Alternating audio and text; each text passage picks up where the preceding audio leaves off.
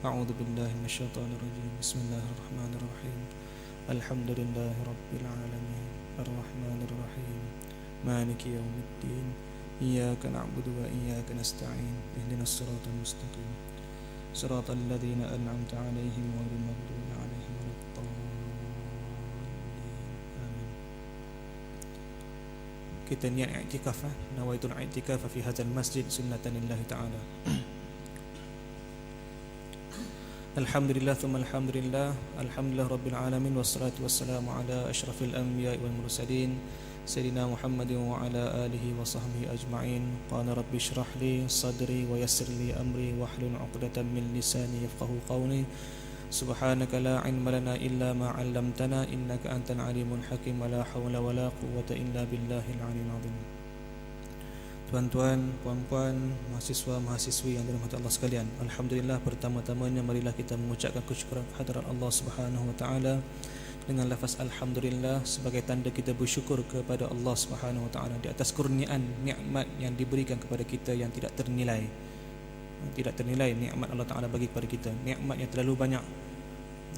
Nikmat yang memberi kepada kita kesenangan, kesihatan, pergerakan tubuh badan kita, dapat pergi ulang-alik daripada asrama datang ke masjid, daripada rumah datang ke masjid dalam keadaan sihat sejahtera. Alhamdulillah, itulah nikmat yang tidak ternilai Allah Ta'ala bagi kepada kita. Sebab itulah kita kena sentiasa bermuhasabah saban hari. Setiap hari kita kena bermuhasabah, apakah nikmat yang aku gunakan ini aku gunakan ke arah jalan kebaikan? Adakah aku ini menjadi manusia yang derhaka dengan menggunakan nikmat Allah Ta'ala bagi kepada aku dengan aku gunakan dia ke arah ke jalan kemungkaran? Setiap nikmat itu akan ditanya balik oleh Allah Ta'ala di akhirat nanti. Apa yang telah engkau gunakan? Dihadapkan di hadapan Allah, Allah Ta'ala akan tayang satu persatu amalan di hadapan kita. Semuanya dia akan tanya balik apa yang kau telah buat. Jadi insya-Allah pada hari ini muqaddimah kita, pada minggu lepas kita dah cerita berkenaan dengan kengerian hari kiamat. Ketika berlaku pada hari kiamat begini. Yang tenggelam dalam lautan peluhnya sendiri selama 100 tahun, sementara nak menunggu waktu untuk dimizankan. Mizan apa? Pertimbangan amalan itu. Nak tunggu tu selama 100 tahun sehingga akan menyebabkan dia itu tenggelam sendiri dalam peluhnya sendiri. Tetapi orang yang beriman, orang yang bertakwa, dirasakan bagaikan sesaat sahaja dia berada di pada mahsyar. Jadi pada hari ini kita nak tengok sifat api neraka. Sifat api neraka. Apakah sifat-sifat dia? Asyik ancamannya ustaz, tak ada yang kebaikan juga. Esok, insya-Allah esok minggu depan. Insya-Allah minggu depan kalau ada rezeki. Tapi minggu depan kan dah raya kan. Jadi kita makan itulah, makan lembu lah, tak adalah malam tu. Insya-Allah minggu satu lagi. Kita akan tengok ahli syurga punya pula. Macam mana sifat syurga dan ahli-ahli dia. Kita tengok pada malam ini adalah sifat api neraka. Abu Lais Samarqandi meriwayatkan dengan sanadnya daripada Abu Hurairah radhiyallahu anhu berkata, Rasulullah sallallahu alaihi wasallam bersabda, "Uqida 'ala an-nari alf sanah hatta marrat, thumma uqida 'alayha alf sanatin ukhra hatta biyaddat, thumma uqida 'alayha alf sanatin hatta swaddat."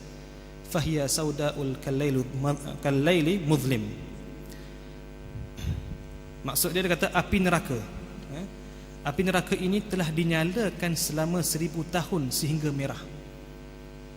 Selama 1000 tahun api neraka itu telah dinyalakan terlebih dahulu. Persiapan dia tu. Dia punya persiapan dia selama 100 tahun sehingga kan api neraka ini berwarna merah. Itu pertama. Dia ada 3 peringkat.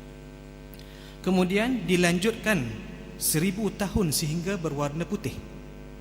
Daripada warna merah tadi ini, merah yang bersangatan tadi ini bertukar kepada warna putih. Kepanasan pada peringkat yang kedua. Jadi putih api itu. Kemudian dilanjutkan 1000 tahun sehingga hitam gelap bagaikan malam yang gelap gelita. Dilanjutkan lagi selama 1000 tahun pada peringkat yang terakhir, sehinggalah api itu berwarna hitam. Boleh bayang tak tuan-tuan? Tapi dia bagi ini gambaran kepada kita malam yang gelap gelita, tidak ada cahaya bulan. Kita berjalan menuju satu tempat pada waktu malam, yang mana malam itu tidak ada lampu jalan. Suasana kiri kanannya hutan, kita tutup lampu. Apa yang kita nampak? Seperti kita tutup mata lah, tak nampak apa. Malam yang gelap gelita. Ini gambaran Allah Ta'ala bagi kepada kita berdasar kepada hadis Nabi SAW tentang sifat api neraka. Tujuan apa nak bagi gambaran kepada kita ni? Tujuan supaya kita ni takut dengan api neraka. Siapa yang berani dengan api neraka? Kalau sampai 3 peringkat Nabi Allah Subhanahu Wa Ta'ala mempersiapkan dia punya sifat-sifat dia, siapa yang nak masuk? Tidak ada yang nak masuk. Sedangkan lembah-lembah di dalam neraka Jahannam pun bekas-bekasnya sentiasa meminta apa? Minta perlindungan daripada kepanasan api neraka Jahannam tadi. Apatah lagi dengan sifat-sifat dia macam ni, kengerian dia tu. Dia beritahu kepada kita siap-siap ni. Diriwayatkan bahawa Yazid bin Marsad selalu menangis sehingga tidak pernah kering air matanya. Dan ketika ditanya, jawabnya, andai kata Allah mengancam dan memenjarakan aku bila berdosa dalam kamar mandi selama 1000 tahun, nescaya sudah selayaknya air mataku ini tidak terhenti. Maka bagaimana sedang kini telah mengancam dan memasukkan aku ke dalam api neraka yang telah dinyalakan selama 3000 tahun. Nampak tak? Sahabat Nabi SAW ini, dia kata air mata dia tidak akan terhenti mengenangkan siksaan api neraka. Sahabat ni tahulah memang dia tak masuk api neraka, sebabnya dia bersama dengan sahabat Nabi, sentiasa bersahabat dengan Nabi SAW. Setiap benda yang Nabi buat, dia akan buat, dia akan turuti.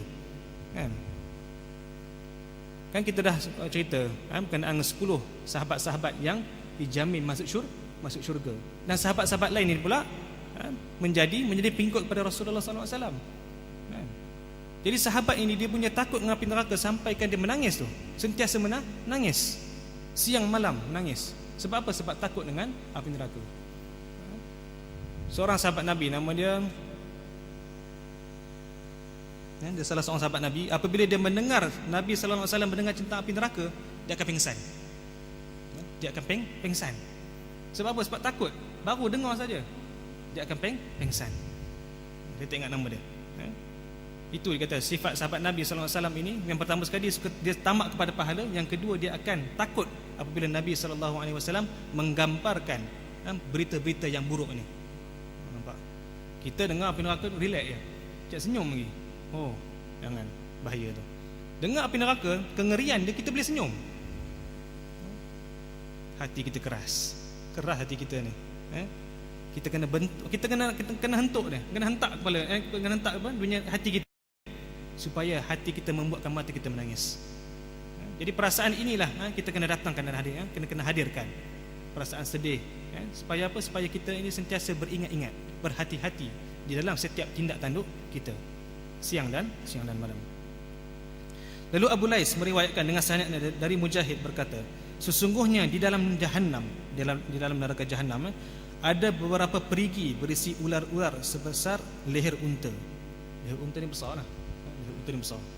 Ular tu sebesar leher unta di dalam perigi dalam neraka Jahannam. Dan kala ni apa? Apa mungkin kala ni? Scorpion. Orang putih tahu scorpion. Scorpion. Sebesar keldai. Kala jengking ni sebesar keldai. Boleh bayang tak? Tak boleh bayang sebesar mana tu.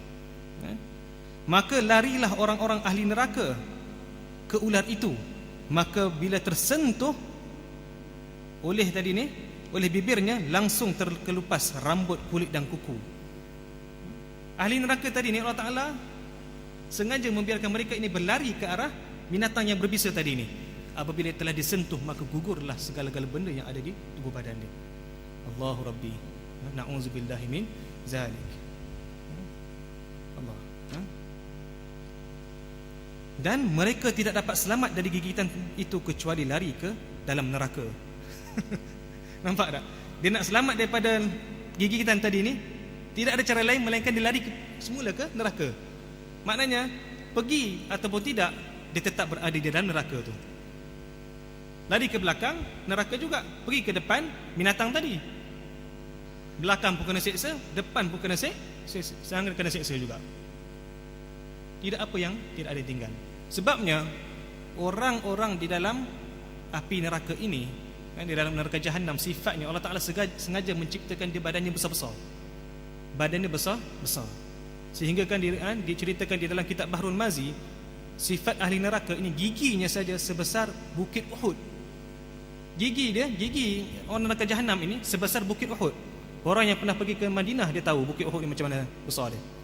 Sebesar itu digambarkan oleh Nabi SAW. Itu tak kira badan dia lagi. Badan dia belakang ini daripada kiri nak ke kanan, kanan ke kiri, berlari orang itu selama 3 hari 3 malam baru sampai. Nak kata besar tak besarnya orang ahli neraka ni, sengaja Allah Ta'ala ciptakan besar itu supaya Allah Ta'ala nak seksa dia. Makin diseksa jadi balik macam, makin diseksa jadi macam. Dan lidah dia pula diberitakan di dalam kitab Bahrul Mazi ini, hadis-hadis ini datang, lidah dia terjelir keluar sehingga kan melempah ke atas tanah dan dipijak-pijak oleh orang lain. Itu sifat ahli neraka, cukup ngeri. Itu diberitakan di dalam kitab Bahrul Mazi sifat dia. Jadi Abdullah bin Jubair meriwayatkan bahawa Rasulullah sallallahu alaihi wasallam bersabda yang bermaksud bahawa di dalam neraka ada ular-ular sebesar leher unta. Jika menggigit, maka rasa pedih bisanya tetap terasa hingga 40 tahun. 40 tahun ini 40 tahun berada di dalam neraka Jahannam. 40 tahun. Juga di dalam neraka itu ada skorpion tadi ni sebesar keldai. Jika menggigit, maka akan terasa pedih bisanya selama 40 tahun juga. Berapa lama nak kena seksa tu? Allah. Jadi kita berdoa mudah-mudahan kita terhindar daripada api neraka. Sebab tu lepas sembahyang kita sentiasa berdoa kan? Apa dia kita berdoa? Allahumma ajirna minan nar. Allahumma ajirna minan nar. Itu adab kita selepas sembahyang. Jangan bangun selagi kita tidak bermunajat kalimat-kalimat itu. Allahumma ajirna minan nar. Ya Allah Tuhanku, selamatkanlah aku daripada api neraka. Waktu itu yang kita nak minta tu. Sebabnya waktu lepas sembahyang inilah di antara doa-doa yang mustajab. Selagi mana kita tidak bangun daripada tempat duduk kita tu. Waktu sembahyang tadi ini doa ada mustajab. Lepas sembahyang pun cara kita beradab dengan Allah Ta'ala jangan belah macam tu je. Waktu kita masuk dalam istana pun, waktu dah habis majlis, ada dia punya atur cara dia. Jadi di hadapan Allah Ta'ala pun nak keluar daripada majlis dia, kita kena keluar dalam keadaan beradab, bermunajat, bermohon dan sebagainya, berdoa, Rabbana atina fid dunya hasanah sebagainya. Semua itu adalah komplit. Nabi SAW tunjukkan kepada kita bagaimana cara kita nak beradab dengan Allah Subhanahu wa Ta'ala. Kerana dialah Rabbul Alamin, dialah Rabbul Jalil. Dialah yang nak menjadikan kita ini masuk ke dalam syurga atau neraka. Betul, Allah Ta'ala. Jadi itulah mukadimah kita pada malam ini yang berkaitan dengan sifat ahli neraka. Mudah-mudahan dengan mukadimah tersebut menjadikan kita ini sentiasa berasa takwa kepada Allah Subhanahu Wa Taala, dalam arti kata kita menjauhi perkara yang dilarang dan kita melaksanakan perkara yang diperintahkan. Jadi tuan-tuan dan puan-puan yang dirahmati Allah sekalian, jadi pada malam ini kalau siapa yang ada buku, kita buka pada muka surat yang ke-11 berkaitan dengan kedudukan solat dalam kehidupan. Kedudukan solat dalam kehidupan kita. Macam mana kita nak kata solat ini? Penting ke tak penting? Apakah yang dikatakan solat? Pada sebelum kuliah sebelum ini kita ada cerita berkenaan dengan meninggalkan solat, hukumnya kafir, hukumnya kufur, orang yang ingkar solat macam mana, matinya macam mana kan? Jadi pada malam ini nak tengok apakah peranan solat ini dalam kehidupan kita. Dan kita kena ketahui bahawa solat ini adalah perkara yang sangat-sangat penting, perkara yang aula, perkara yang paling penting dalam kehidupan. Kemudian yang pertama dia kata solat adalah tiang agama. Sesiapa yang mendirikannya dengan sempurna, maka dia telah mendirikan agama dengan teguh, dan sesiapa yang meninggalkannya bermakna dia telah meruntuhkan agama. Man aqamaha faqad aqamaddin wa man tarakaha faqad hadamaddin. Siapa yang mendirikannya, sesungguhnya dia telah mendirikan pasak-pasak agama di dalam dirinya. Wa aqimus salah, sebab itu Tuhan sebut wa aqimus salah, dan dirikanlah sembahyang. Sebab sembahyang itu kita kena dirikan. Dengan kita dirikan sembahyang, kita telah mengukuhkan kepaksakan iman itu di dalam hati kita. Orang yang tak sembahyang, lama kelamaan hatinya akan menjadi hitam dan imannya semakin nipis. Al-imanu yazidu wa yanqus. Kan? Iman itu ada waktu dia menebal dan ada waktu dia menipis. Nak tebalkan iman ini dengan cara macam mana? Dengan cara kita melaksanakan perkara-perkara yang baik. Datang dengan tazkirah, datang dengan ceramah, beli kaset dan sebagainya, dengar benda-benda yang baik ini, iman kita semakin tebal. Dengan apa? Dengan rasa takwa kita dengan Allah Ta'ala. Kalau kita tak dengar benda-benda ni, kita akan gantikan dengan pendengaran benda lain. Sebab manusia sifat dia suka berhibur. Bawa kereta pun boring juga kalau tak dengar apa-apa nak. Asyik bersembang dengan orang sebelah aja. Nak. Berapa modal sangat kita nak sembang. Selama 3 jam perjalanan daripada Johor nak ke KL. Takkan sepanjang perjalanan kita nak cakap. Ada waktu dia nak tidur. Kan? Kalau kita tak gantikan lagu-lagu ini dengan benda-benda yang baik, kan, kita akan lalai. Kan? Kita akan lalai. Boleh tak dengar lagu? Boleh, tapi jangan sampai terlalu sehingga meninggalkan benda-benda yang baik ni. Tapi lagu tu tengoklah juga, lagu yang macam mana. Lagu yang tidak menyalahi hukum-hukum syarak. Tak ada masalah lah. Yang paling baiknya kan ada radio Akim, dengarlah radio. Agak boring sikit, tukar yang lain untuk sekejap, kan? Tu pasang balik, macam tu lah. Okey, itu yang pertama. Jadi mendirikan solat ini kita memasakkan tiang agama itu di dalam diri kita. Kerana itulah perjanjian kita dengan Allah Subhanahu wa taala. Perjanjian kita, memorandum out of standing, MOU kita dengan Tuhan. Sebagai tanda kita berjanji, aku akan laksanakan sembahyang ini 1 hari 5 kali. Itu perjanjian kita. Siapa yang meninggalkan sembahyang, makna dia telah memutuskan janjinya dengan Allah Subhanahu wa taala. Perjanjian adalah perkara yang mesti dilaksanakan. Kalau kita tak laksanakan janji itu, maka kita mengkhianati perjanjian itu. Sifat khianat, sifat siapa? Sifat para munafik. Yang mana Allah Ta'ala dah sebut, innal munafiqina fid darkil asfali minan nar. Sesungguhnya orang munafik ini Allah Ta'ala akan tempatkan dia di bawah pahat api neraka. Pahat api neraka, bawah sekali itu. Itu sifat munafik. Jadi jangan kita tergolong dalam golongan-golongan ini. Sebab itu jangan kita mungkiri janji. Sembahyang itu pun menandakan kita menunaikan janji ataupun kita telah mungkirikan janji itu. Jadi bila kita dah berjanji ini, maka kita mesti laksanakan dia dengan sebenar-benar. Betul-betul kita laksanakan. Okay? Itu yang pertama. Yang kedua, Imam Asy-Syatibi dan ahli usul yang lain menyatakan bahawa salat adalah termasuk dalam maslahat daruriyat.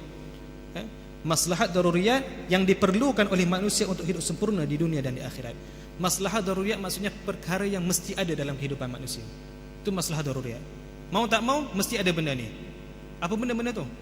Apa keperluan manusia? Apakah maslahat daruriyat yang mesti ada pada manusia ini untuk dia hidup? Bawah sekali dia kata ada 5 benda. Yang pertama adalah agama. Yang pertama, maslahat daruriyat yang pertama, benda yang mesti ada dalam kehidupan manusia ini, yang pertama mesti ada agama. Sebab agama inilah yang menjadikan dia tenang, hidup tenang. Hati dia tenang. Orang yang bukan beragama Islam, dia pun ada menyembah dia punya Tuhan. Sebab apa dia sembah? Sebab mendatangkan ketenangan kepada dirinya. Jadi kita yang beriman dengan Allah Ta'ala, kita sembahyang kepada Allah Ta'ala, kita berdoa dan kita beribadat. Untuk apa? Untuk pertama kali untuk menunaikan janji, yang kedua untuk mendapat ketenangan. Ada tempat untuk kita mengadu. Sebab manusia ini memang hidupnya bermasalah. Sentiasa berada dalam kesalahan. Kepada siapa kita nak mengadu? Tidak lain tidak bukan adalah Allah Subhanahu wa taala. Jadi dengan agama yang kita anuti ini, kita percaya bahawasanya kita percaya bahawasanya yang menjadikan agama ini adalah Allah Taala. Jadi kita berdoa kepada dia dan kita beribadat kepada Allah Subhanahu wa taala. Okey, itu yang pertama, mesti ada agama. Lepas tu kita tengok orang yang tidak beragama macam mana hidup dia. Kan? Sampaikan orang yang beragama lain pun pelik dengan dia. Tidak beragama. Kan? Dia pelik. Walaupun bangsa yang sama tetapi agama yang berbeza. Kan? Macam di Sarawak kan, biasa-biasa di Sarawak kaumnya sama Iban, tetapi ada yang Kristian, ada yang agama lain, ada yang tidak ada agama pun tak ada. Jadi hidup tak tentu arah. Nampak? Jadi kita yang agama Islam ni, alhamdulillah kita ada peraturan-peraturan, sistem demi sistem untuk menjamin keselamatan kita dunia dan akhirat. Yang kedua ialah nyawa. Maslahah daruriyat, keperluan yang ada dalam diri manusia ini mesti adanya nyawa. Mestilah kena ada. Kalau tak ada nyawa, matilah. Nah, mesti ada nyawa. Itu benda yang mesti, maslahah daruriyat ini. Yang ketiga, mesti berakal. Orang yang sempurna, dirinya dia mesti ada akal yang sempurna untuk memandu hidup dia ke arah kebaikan. Tahu mengenal hukum halal dan haram, mengenal erti baik ataupun buruk. Mukallaf kita kata, orang yang dipertanggungjawabkan. Itu yang ketiga.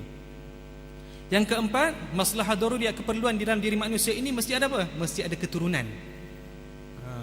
Dia mesti hidupnya berketurunan. Sebab tu Allah Ta'ala ciptakan kepada kita ini bukan semata-mata hanya sia-sia, tetapi Allah Ta'ala bagi kepada kita berbagai-bagai.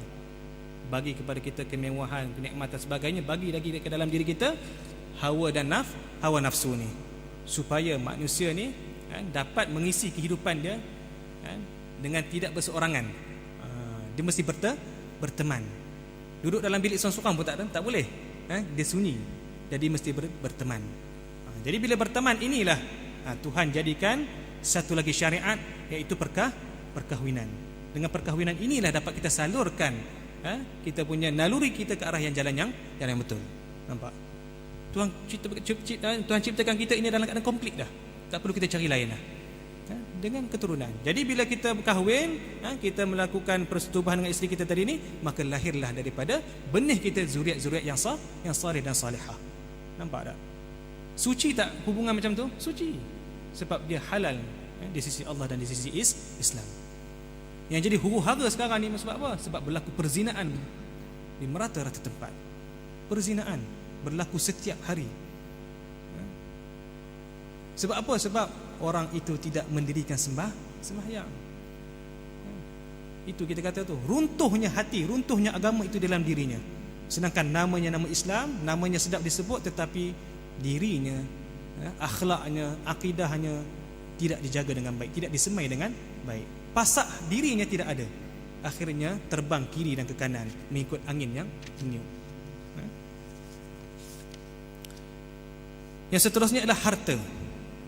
Maslahah daruriyat, keperluan yang ada di dalam manusia ini mesti ada harta. Dengan harta inilah yang menjadi ataupun yang menjamin kehidupan kita ini sempurna.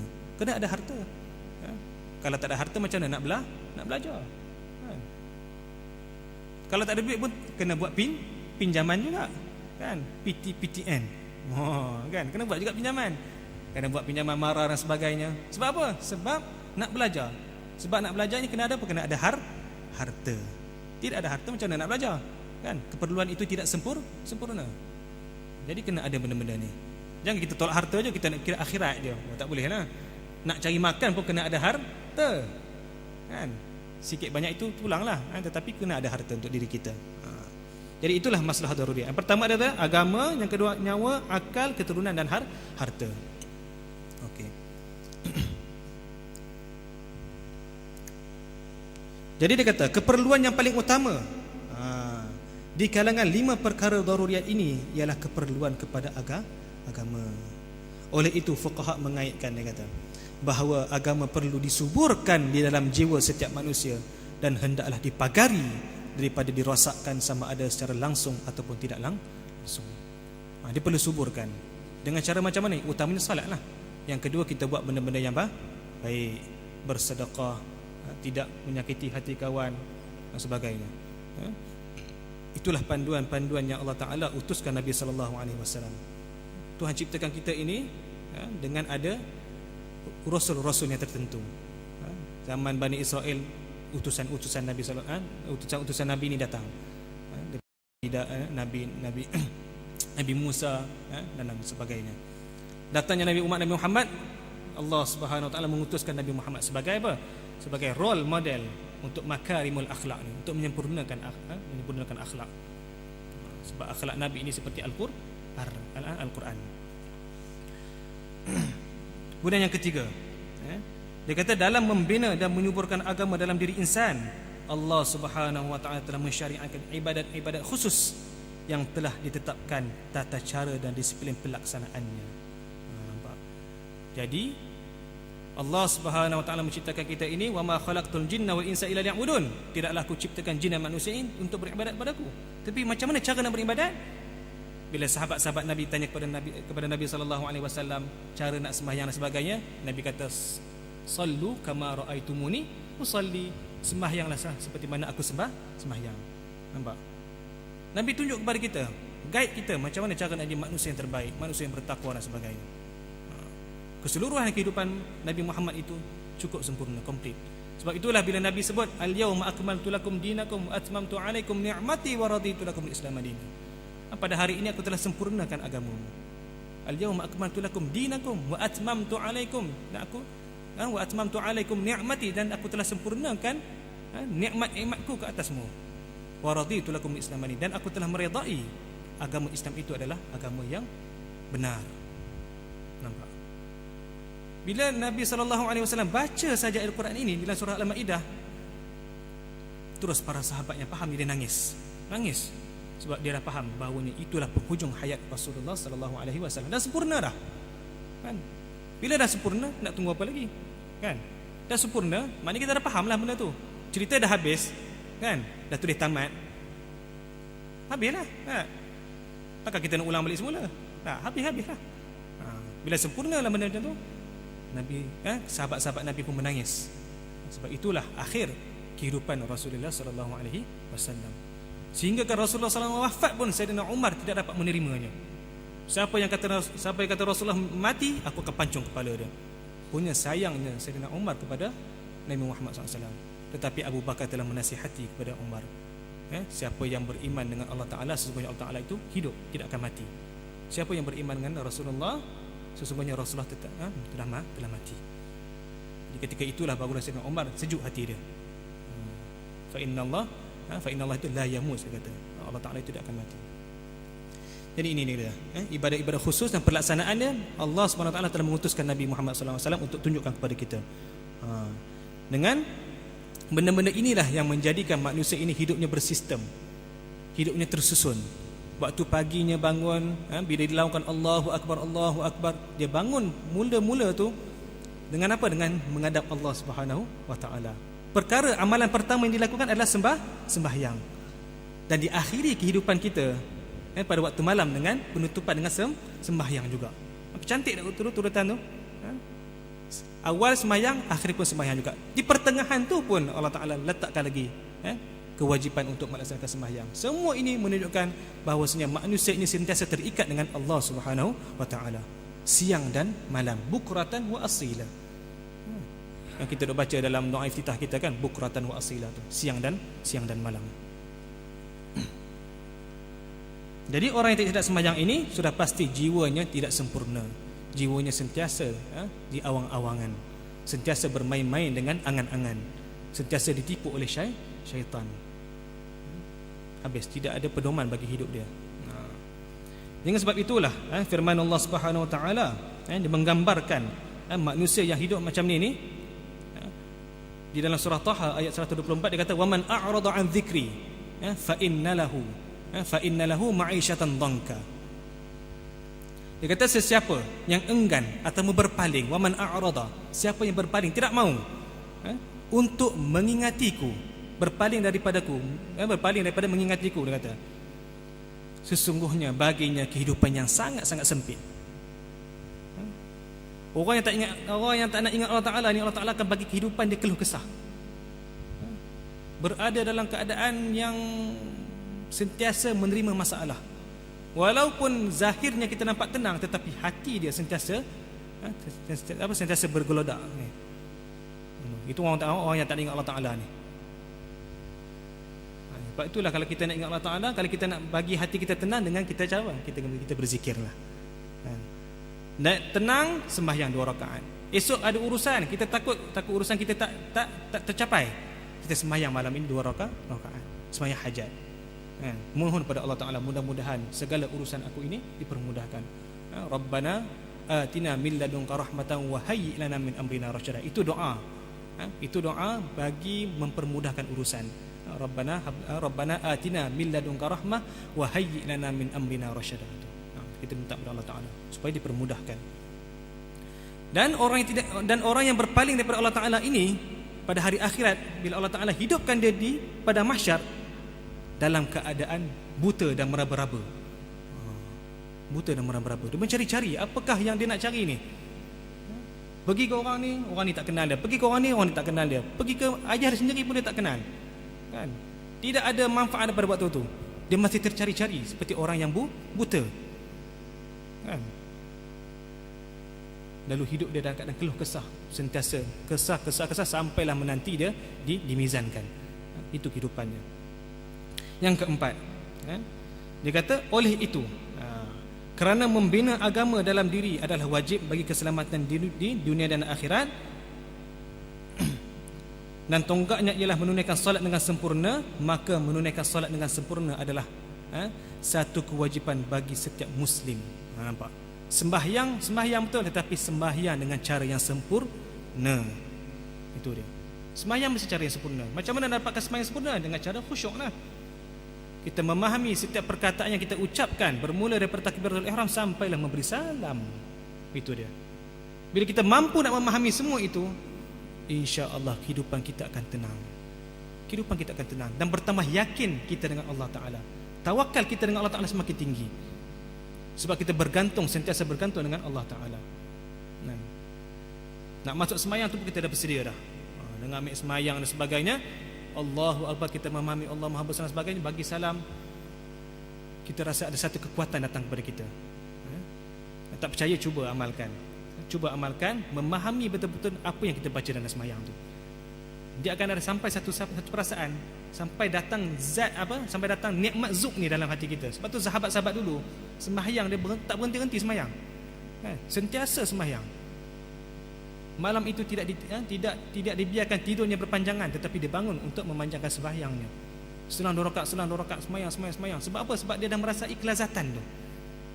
Ada kekuatan dalam dirinya. Dia tidak perlu, kalau kita nak sembahyang tak perlu badan besar-besar. Kan? Orang yang di gym lari sampai 100 kilo pun belum tentu sembahyang dia dapat tunaikan. Subuh tu dah kantoi dah. Kan? Subuh tu dah. Badan punyalah besar, sasa.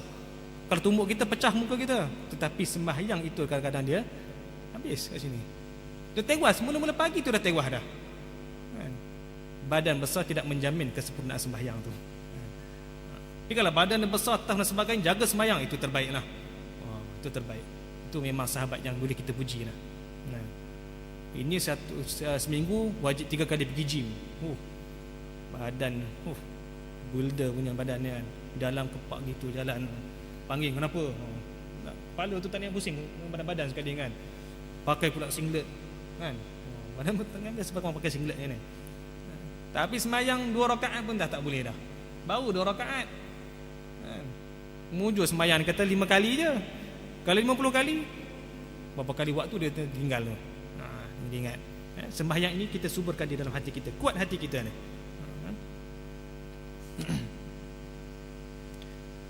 Yang seterusnya, jadi jalan nak menuju ke arah kesempurnaan sembahyang ini pun kita kena belajar. Selagi mana kita ada kemampuan nak belajar, selagi mana kita ada akal untuk berfikir, kekuatan ingatan kita mampu nak menghafal ayat-ayat Quran ini, kita mesti buat. Jangan biarkan gitu je.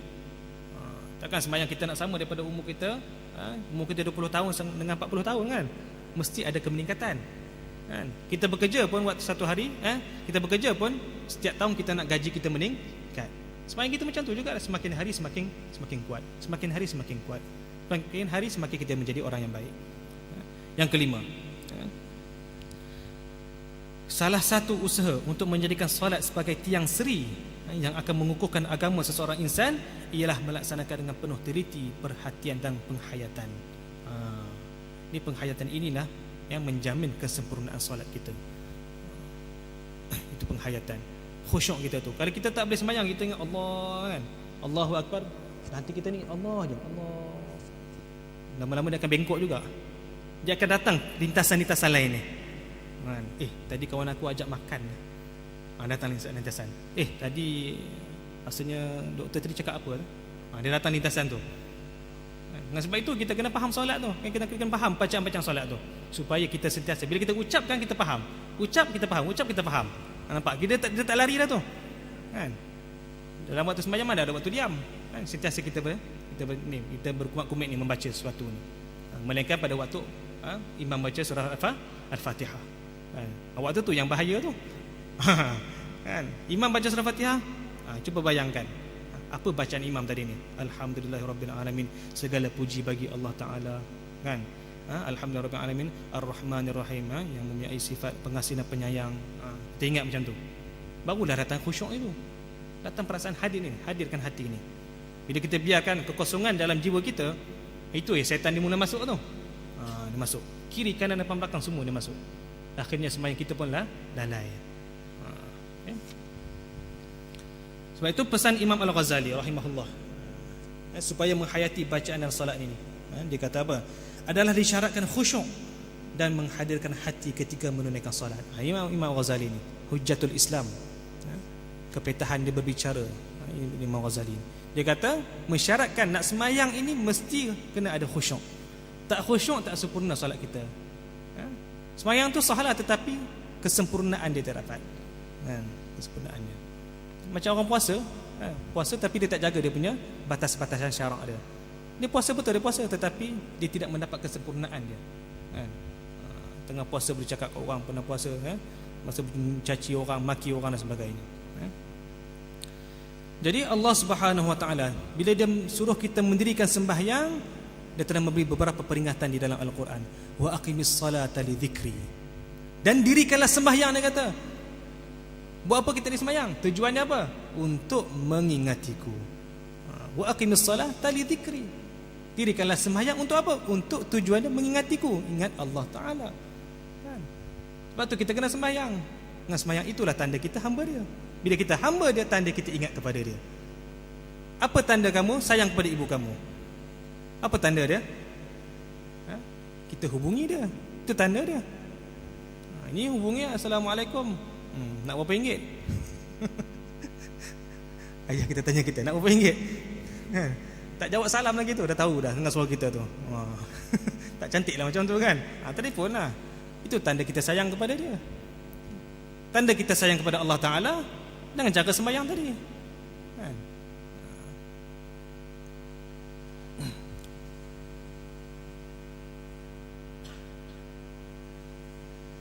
Nampak? Bila Allah Ta'ala telah mewajibkan kita sembahyang, bermaksud untuk ingat Allah dalam waktu sembahyang itu pun dikira wajib juga. Nampak? Sebab kita dirikan sembahyang tadi untuk apa? Untuk ingat Allah. Jadi waktu kita sembahyang tadi pun nak tak nak kena ingat Allah Ta'ala. Nampak? Ke arah itu. Sebab kita nak mencari kesempurnaan. Kita dalam kehidupan kita pun kita nak harta yang banyak, kan? Kereta yang kita nak beli pun kereta yang bagus-bagus, kan? Baju yang kita nak pakai pun baju yang berjenama, kan? Paling kurang tak berjenama pun yang paling kurang eloklah baju tu, kan? Untuk kita basuh berkali-kali. Cak tanya pula, boleh baju ni boleh basuh dalam mesin basuh tak? Kalau tak boleh basuh tak nak belilah, kan? Gitu. Kan? Jadi kita nak kesempurnaan semua, tapi bila nak sembahyang tak nak buat macam tu. Mesti sempurnalah, kan? Jadi Allah Ta'ala bukan semata-mata menyuruh kita sembahyang, tetapi Allah Ta'ala sebut lagi wala takum minal ghafilin, jangan kamu lalai, jangan tergolong dalam orang-orang yang lalai, kan? Fawailul lil musallin alladzina hum an salatihim sahun. Sembahyang tapi fikirannya merewang-rewang. Nampak? Kan? Peringatan demi peringatan Allah Ta'ala bagi kepada kita. Dia jaga kita ni.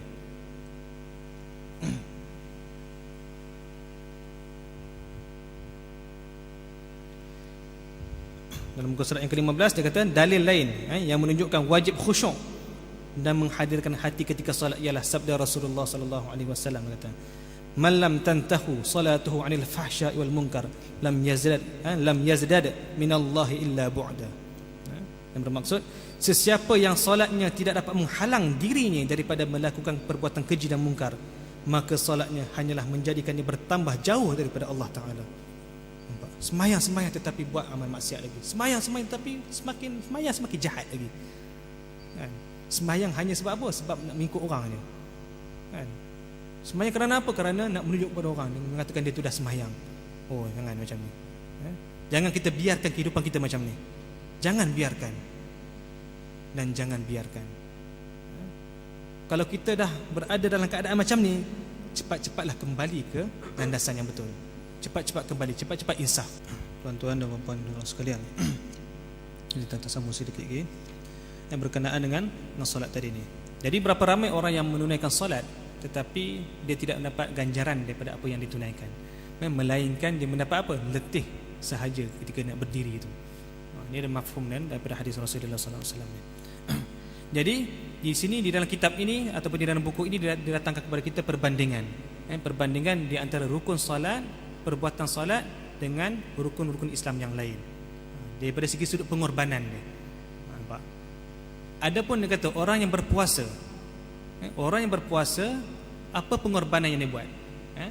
Dia meninggalkan apa? Meninggalkan makan minumnya. Okey. Meninggalkan perkara-perkara yang haram untuk dilihat, kan? Meninggalkan perkara-perkara yang mengurangkan pahala puasa dia. Bersungguh-sungguh meninggalkan waktu dia puasa itu, meninggalkan apa? Naluri seksnya kepada isterinya ataupun kepada suami dia. Bersungguh-sungguh mempertahankan ni. Sebab apa? Sebab dia berpuasa. Itu pengorbanan dia. Bersungguh-sungguh nak meninggalkan perkara-perkara yang membatalkan puasa dia. Nampak? Lepas tu dia datang lagi perbandingan orang yang mengeluarkan zakat pula. Apa pengorbanan orang yang mengeluarkan zakat? Dia mengeluarkan harta dia, mengorbankan hartanya, memberikan wang itu kepada orang yang berhak, mensucikan harta dia. Nampak tak? Senang ke nak keluarkan duit ni? Oh, susah. Tapi kita kena ingat, harta yang kita dapat dia bukan hak mutlak kita. Kemungkinan di dalam tu ada harta yang tercampur dengan benda-benda yang buruk. Jadi kita sucikan dia dengan cara macam mana? Kita memberi kepada orang lain, sedekah. Pengorbanan harta tu, kan? Itu segi-segi orang bayar zakat. Orang yang pergi haji pula macam mana? Pengorbanan yang dia buat, terpaksa kumpul duit sampai RM10,000. Bukan setahun dua nak kumpul RM10,000. Sampai kadang-kadang sampai umur 60 tahun kumpul untuk kumpul RM10,000 itu. Baru boleh pergi ke haji. Itu pun boleh tentu, kan? Sampai di sana pula susah payah dengan manusia berjuta dan sebagainya, pengorbanan, kuat semangat dan sebagainya. Banyak benda yang dilalui. Tetapi solat pula macam mana? Adakah perlu mengeluarkan duit macam tu? Hanya bermujahadah dengan hati kita, hati dan fikiran. Nampak tak? Hati dan fikiran ini pun kita kena bersungguh-sungguh juga. Supaya apa? Supaya kita memahami segala apa yang kita baca di dalam sembahyang, sebagai menunjukkan kesempurnaan kepada solat kita. Jadi itu kita kata kena mujahadah. Mujahadah ini ada benda yang bersungguh-sungguh kita lakukan. Semangat kita ni untuk mendapatkan apa? Mendapatkan kesempurnaan sembahyang tu.